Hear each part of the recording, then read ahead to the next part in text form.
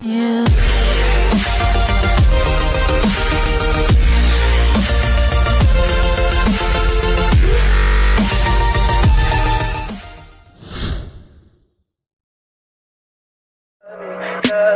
Tell me pretty lies, look me in the face. Tell me that you love me, even if it's fake.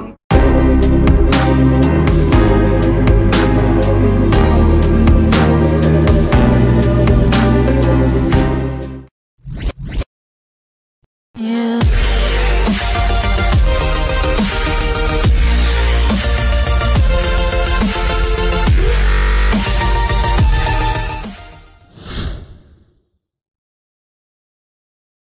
Srikrishna పరబ్రహ్మణే నమః. గత ఎపిసోడ్లో రవి సంబంధిత యోగాల్లో మొదటి భాగం తెలుసుకున్నాం. ఇప్పుడు అదే రవి సంబంధిత యోగాల్లో రెండవ భాగంలోకి ప్రవేశిద్దాం. మొదటగా ప్రార్థన. శుచిశ్రవా ఋషికేశో ఘృతార్చిర్హంస ఉచ్యతే త్రిచక్షుశంభురేకస్వం విభుర్దామోదరోపి చ. బాలయోగం గ్రహములన్నీయు లగ్న త్రికోణము వదిలి మిగిలిన త్రికోణములందు గనక ఉపస్థితమై ఉంటే దానిని బాలయోగము అంటారట. అంటే 2, 6, 10 స్థానాలు లేక 3, 7, 11 స్థానాలు లేదా 4, 8, 12 స్థానముల యందు ఉపస్థితమై ఉండును. దానివల్ల ఫలితాలు సకల కార్యసిద్ధిని పొందును, ఉన్నతిని కూడా పొందును. ఇక శృంగాటక యోగం అంటాడు. అంటే గ్రహములన్నీ కూడా త్రికోణముల యందు ఉన్నచో, అంటే లగ్నము, పంచమ స్థానము, నవమ స్థానములందు ఉంటే దానిని శృంగాటక యోగము అంటారు. ఫలితం శృంగాటక యోగమున జన్మించిన వాడు కలహములందు ఆసక్తుడు, యుద్ధమున తెగింపు గలవాడు, సంపన్నుడు, స్త్రీలచే ద్వేషింపబడువాడు, సుఖవంతుడు, సౌందర్యవంతుడు, రాజ అభిమాన పాత్రుడు అవుతాడు. ఇక చక్రయోగం గ్రహాలన్నీ కూడా బేసి రాసులైన, అంటే 1, 3, 5, 7, 9, 11 6 రాసుల్లో ఉపస్థితమై ఉన్నచో చక్రయోగం అంటారు. అంటే లగ్నం 3, 5, 7, 9, 11 స్థానాలలో ఉపస్థితమై ఉన్నచో చక్రయోగం అని పేరు. ఇక సముద్రయోగం గ్రహాలన్నీ కూడా 2వ స్థానం నుండి 12వ స్థానం వరకు సమరాశులలో ఉపస్థితమై ఉంటే, అంటే అదేమో బేస్ సంఖ్య, ఇదేమో సరి సంఖ్య.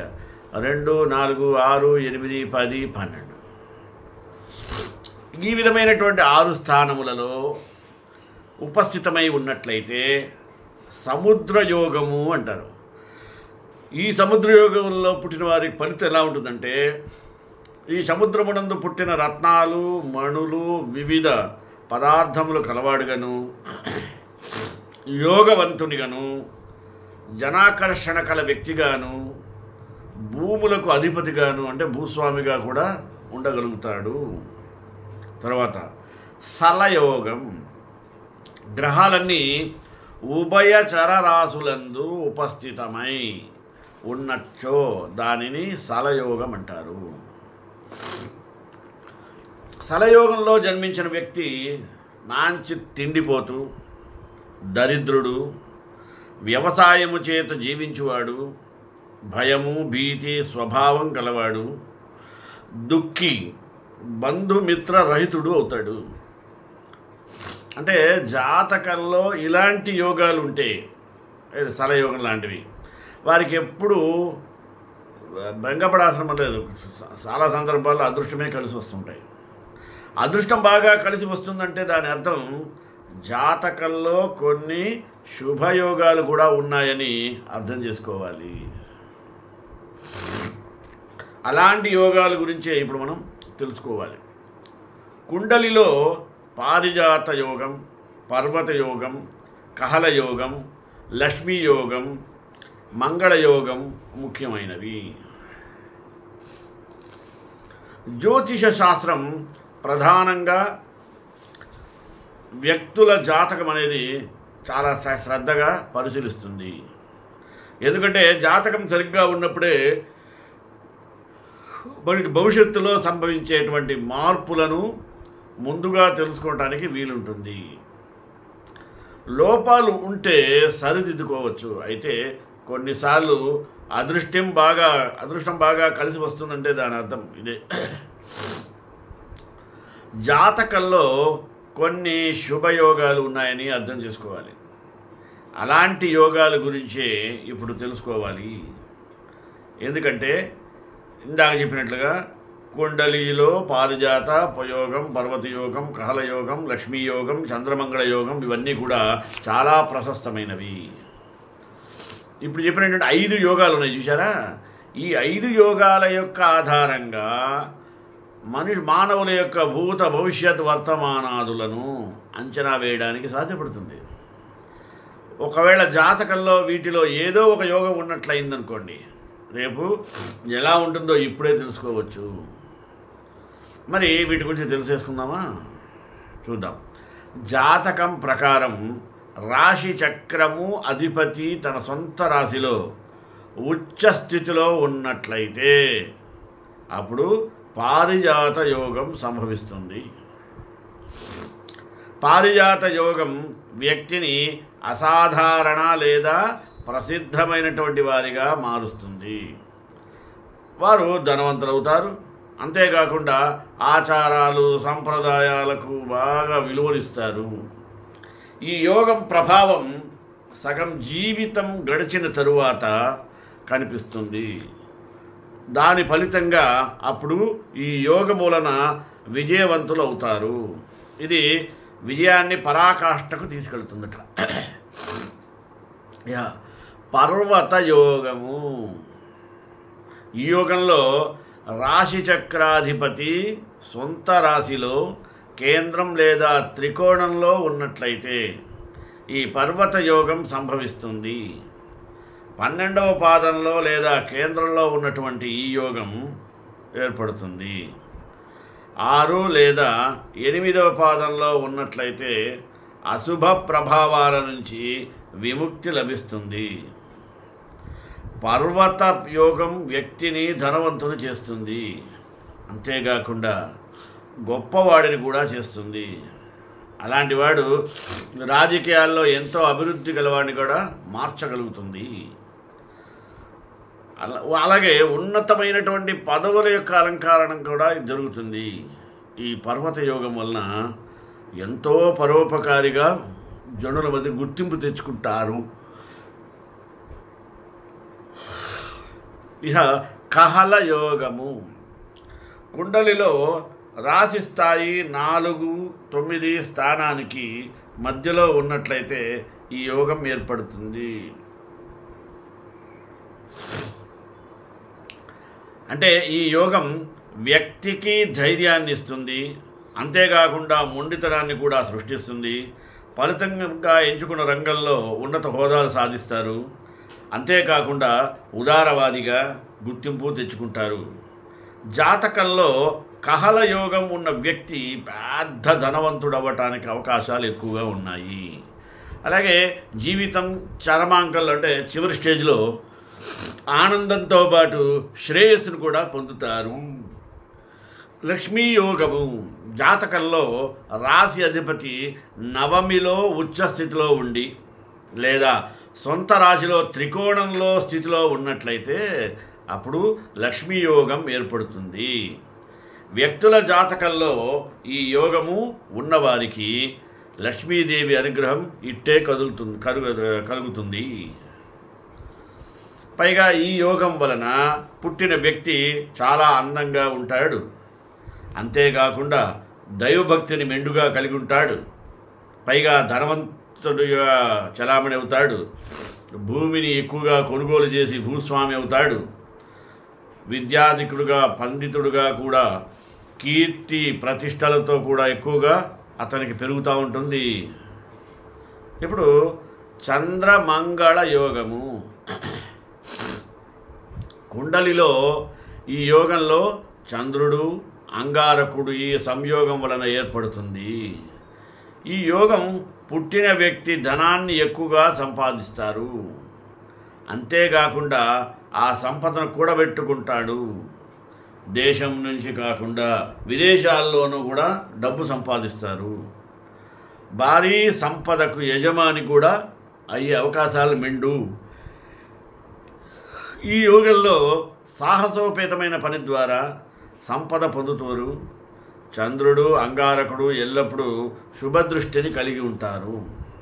అందుకనే ఈ కారణంగా వ్యక్తులు చాలా నిజాయితీగా చూస్తూ ఉంటాం. దాన ధర్మాలు విపరీతంగా చేస్తారు. ఇక తర్వాతది ముసల యోగం. అంటే ఇవి ఒక ప్రత్యేకమైనటువంటి యోగ నిర్మాణం. ఇక్కడ అన్ని గ్రహాలు స్థిరమైన రాశిలో ఉంచబడతాయి మరియు ఫలితం రాశి మరియు గ్రహాల స్థానం మీద ఆధారపడి ఉంటుంది. కానీ ఈ యోగం మిమ్మలను ధనవంతులు చేస్తుండడం మరియు కష్టవంతులను చేస్తుంది. మీరు కష్టపడి పనిచేయడం వల్ల జీవితంలో స్థిరత్వం మీకు లభిస్తుంది. స్థిరత్వం వల్ల సంతృప్తి మరియు సౌకర్యం నుండి వస్తుంది. లేకపోతే మీరు ప్రొఫెషనల్ హోపింగ్ చేస్తూనే ఉంటారు. మీరు అద్భుతమైనటువంటి వైవాహిక జీవితం మరియు దీవించిన పిల్లలను కలిగి ఉంటారు. అన్ని గ్రహాలు స్థిర రాశులలో గనక ఉంటే వృషభము, సింహము, వృశ్చికం మరియు కుంభరాశిలో ఉంచబడి ముసల యోగం ఏర్పడుతుంది. వృషభ రాశిలో కుజుడు, సూర్యుడు, చంద్రుడు, కేతువులు, సింహరాశిలో బృహస్పతి మరి వృశ్చికుడు, ఋతుడు, వీళ్ళ ముగ్గురు. దాంతోపాటు సింహరాశిలో బృహస్పతి, వృశ్చికంలో శుక్రుడు, శని, రాహువులు, కుంభరాశిలో బుధుడు ముసల యోగాన్ని ఏర్పరుచేస్తారు. దాని ఫలితం మీరు కష్టపడి పనిచేస్తారు. మీరు ధనవంతులు, సంపన్నులుగా ఉంటారు. మీకు మంచి ఆరోగ్యం ఉంటుంది. మరియు గౌరవం కూడా సమాజంలో పొందుతారు. మీకు మంచి ఆరోగ్యం ఉంది మరియు మీ రోగనిరోధక శక్తి కూడా మీకు క్రమేణా పెరుగుతుంది. ఆధ్యాత్మికంగా ఎవరైనా మీకు తారసపడితే దాన్ని ఆనందిస్తారు. రజ్జు యోగం. గ్రహములన్నీ చరరాశులందు ఉంటే రజ్జు యొక్క యోగం ఉంటుందంటారు. దానికి దళాఖ్యమాలా యోగం అని కూడా పేరు. ఈ దళాఖ్యమాలా యోగం ఏంటంటే 3 కేంద్రములు చంద్రుడు కాక మిగిలిన శుభగ్రహాలు ఉపస్థితమైనచో దళాఖ్యమాలా యోగము అని చెప్తారట. ఇక దళాఖ్య సర్పయోగము, ఇది ఎంత భయంకరము అంటే 3 కేంద్రములందు చంద్రుణ్ణి ఆశ్రయించడమే కాకుండా మిగిలిన శుభగ్రహాలు ఉపస్థితమై ఉన్నట్లయితే దళాఖ్య సర్పయోగం అంటారు. గోళయోగం.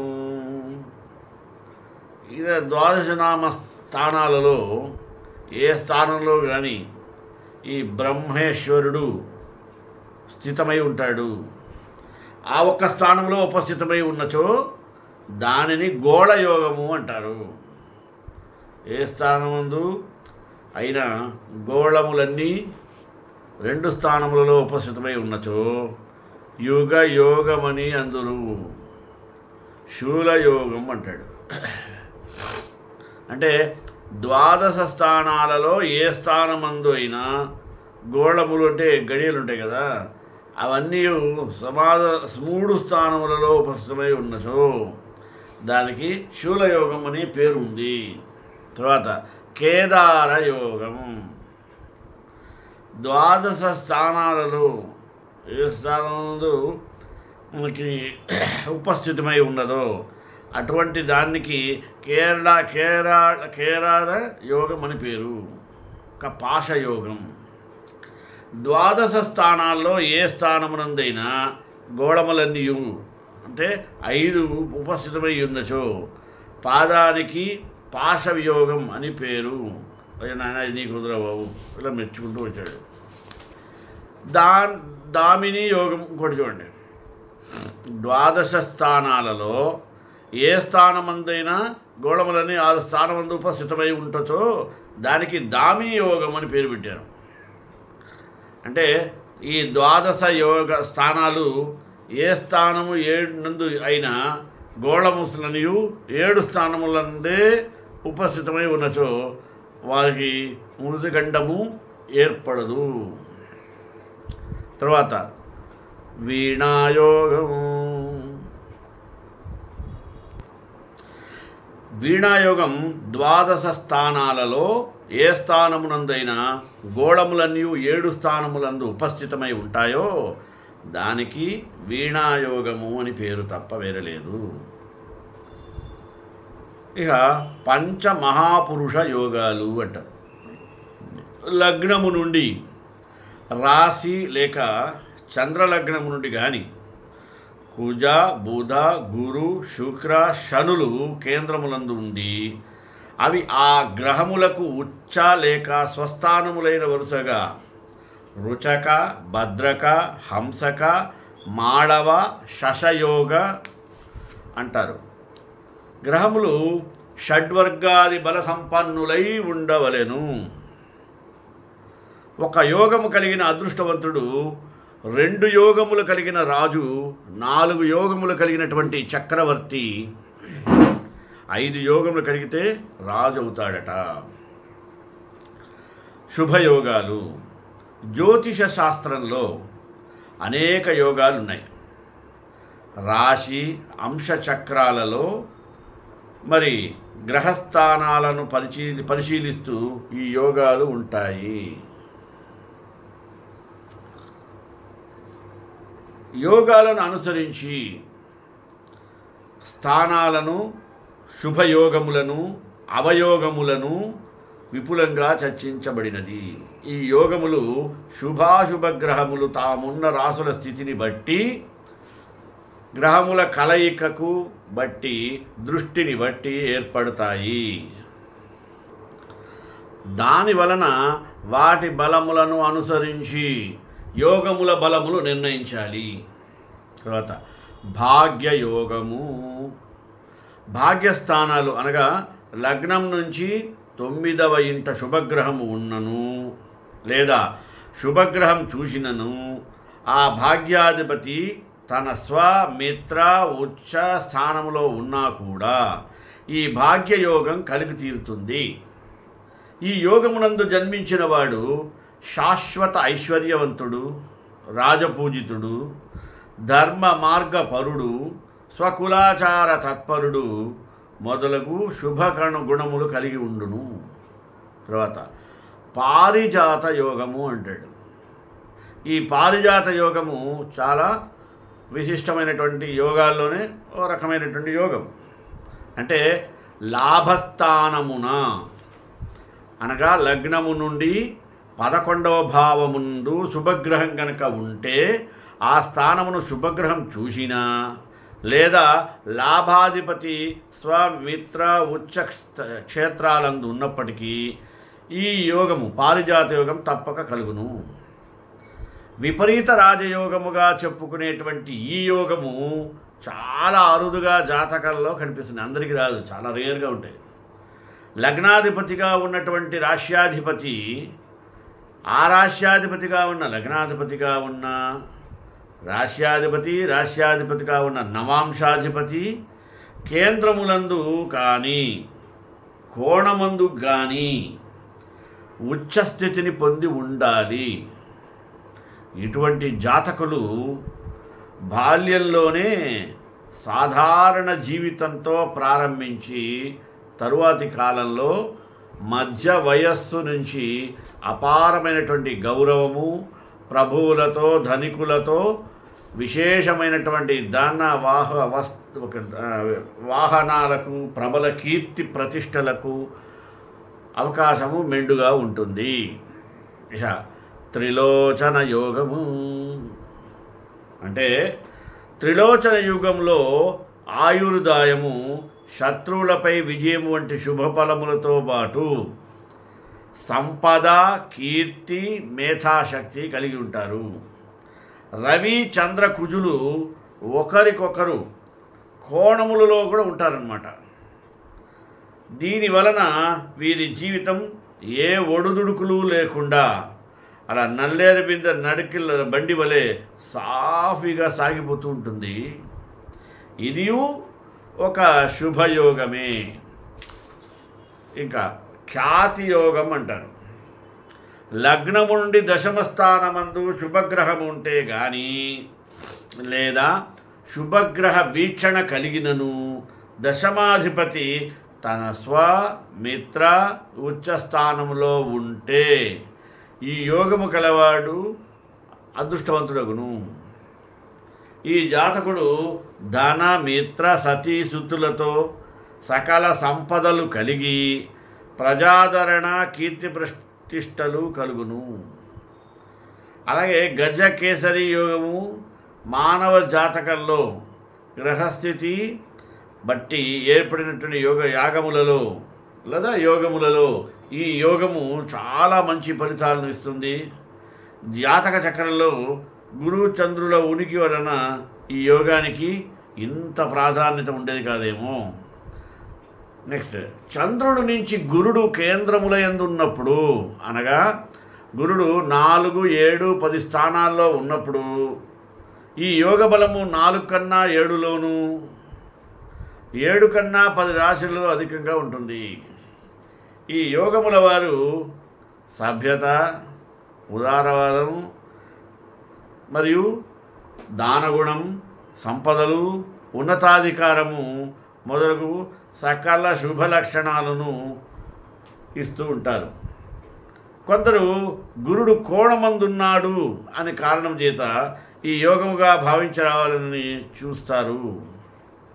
కానీ నా అనుభవమున నా గురుని స్వస్థాన, ఉచ్చస్థాన, మీనలగ్నముందు విశేష బలముతో వారిని గమనించి వారి ద్వారా ఫలితాలు పొందవచ్చును. ఇతర రాశిలో దీని బలము నామ మాత్రమే. జాతకంలో గజకేసరి యోగం అని దాన్ని బలమును నిర్ధారించటకు ఒక విశేష అనుభవం కావలను. గురుచంద్రుల కలయిక మంచి ఆరోగ్యాన్ని, శారీరక బలాన్ని ఇస్తుంది. బలము పొందిన తరువాత ఆ జాతకులకు విశేషమైనటువంటి ధన, కీర్తి, ప్రతిష్టలు వస్తాయన్నారు. గురుడు లగ్నం నుంచి కానీ కేంద్రంలో ఉంటే గజకేసరి యోగం అని ఇందాకే చెప్పడంగా. కానీ ఈ గురుడు నీచత్వాన్ని పొందిక అస్తంగతుడవు కాక శత్రుక్షేత్ర స్థితిని పొందక మరొక కథను మరొక శుభ గడియల్లో తెలియజేయను. శుభగ్రహ పతిని వీక్షణగా పొంది ఉండి తీరాల్సిందే. ఇక ఈ యోగము శుభ ఫలితములు ఇచ్చింది. జాతక క్రమంలో గురు చంద్రుడ ఉనికి వలన యోగము ఏర్పడుతున్నది అని అన్నాడు. చంద్రుని నుంచి గురుడు కేంద్రముల యందు ఉన్నప్పుడు అనగా గురుడు 4, 7, 10 స్థానంలో ఉన్నప్పుడు ఈ యోగం చాలా ప్రసిద్ధంగా ఉండేది. 4 కన్నా 7లోను, 7 కన్నా 10లోను అధికంగా ఉండేది. అంతే కదా. మొదటి నుంచి 3, 12 కూడా ఉండేవి. ఒకటి కౌంట్ చేసుకుంటూ పోతే ఎక్కువగా ఉన్నట్టు ఉంటాయి. ఇలాంటి సంపదల, ఐశ్వర్యముల శుభలక్షణముల గురించి భవిష్యత్తులో జరగబోయే వాటిని మనకి తెలియజేస్తుంది. గురుచంద్రుల బలాలు. గురుడు చంద్రుడి కంటే ఎక్కువ బలం పొంది ఉన్నాడు అనుకున్నాం.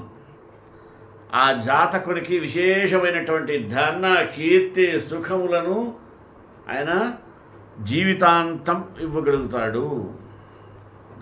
ఈ యోగములలో కనిపించేటువంటి సమస్తాలు కూడా శుభములు కనిపించటకు ఆ గ్రహాలన్నీ కూడా అస్తంగతం దోషం లేకుండా ఉండాలి.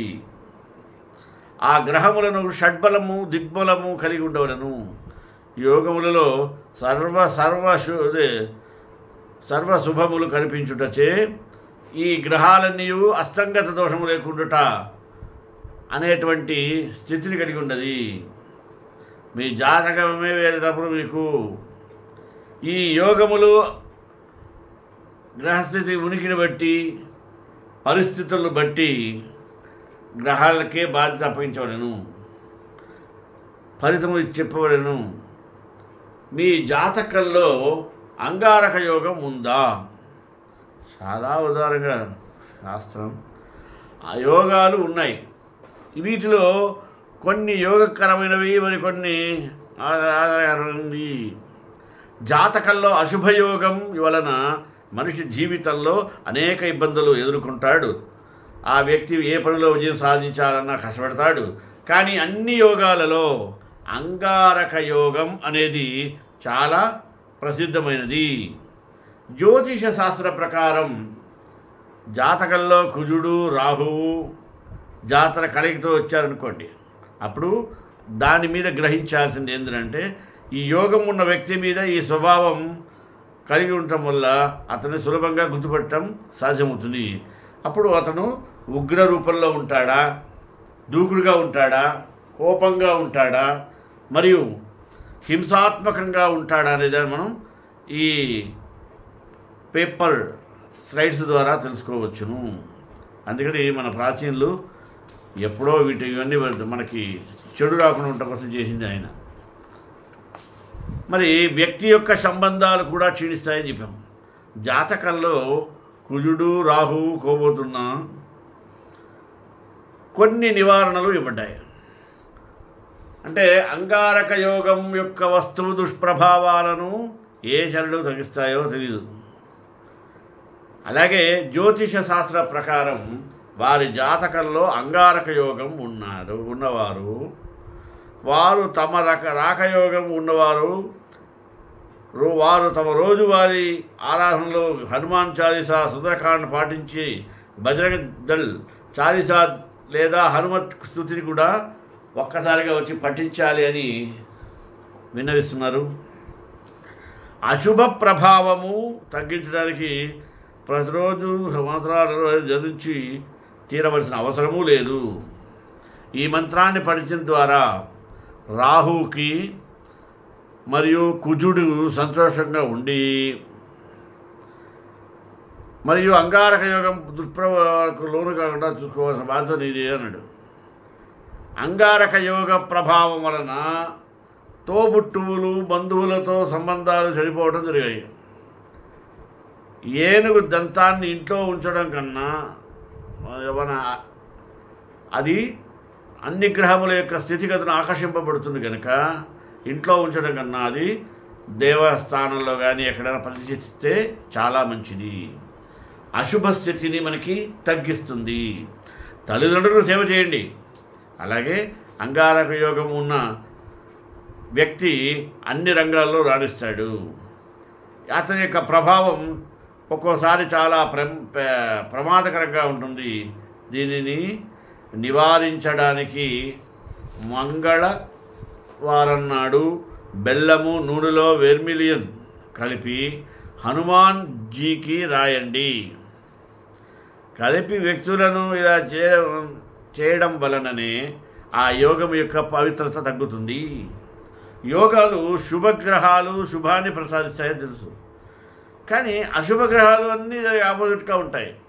కానీ గ్రహాలు అవి వాటిని చూసే లేక కలిసి ఉన్న గ్రహాలను బట్టి ఫలితాలను ఇస్తాయి.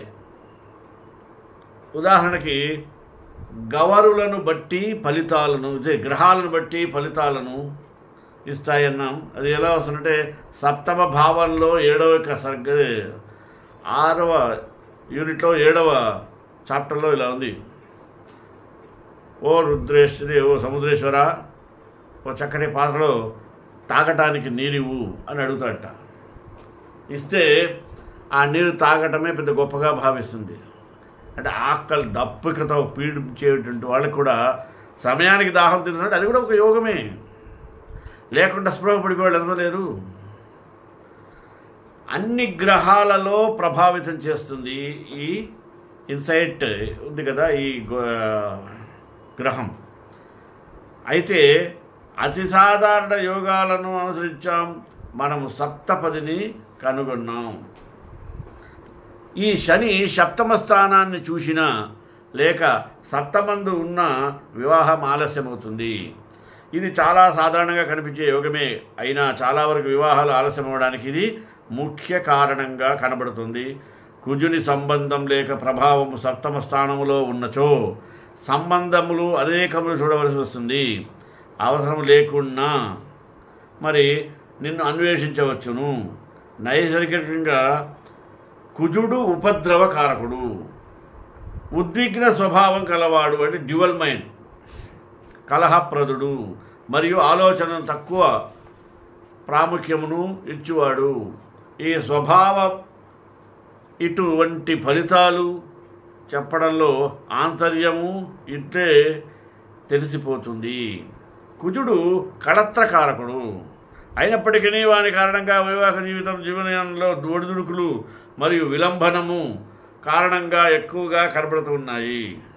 రాహువు దశాంతర దశాలలో విహారపోయేవాడికి అష్టమాధిపతి మరియు లాభాధిపతి దశాంతర దశలు వివాహము చేసుకున్న ఎక్కువ కంటే అవకాశాలు కల్పించుచున్నవి అని తెలియజేస్తూ శ్రీకాంతాయ కళ్యాణ శ్రీ వెంకటనివాసాయ శ్రీనివాసాయ మంగళం మంగళాశాస్త్రే పదాచార్య రాసాది సత్కృతాయాస్తు మంగళం.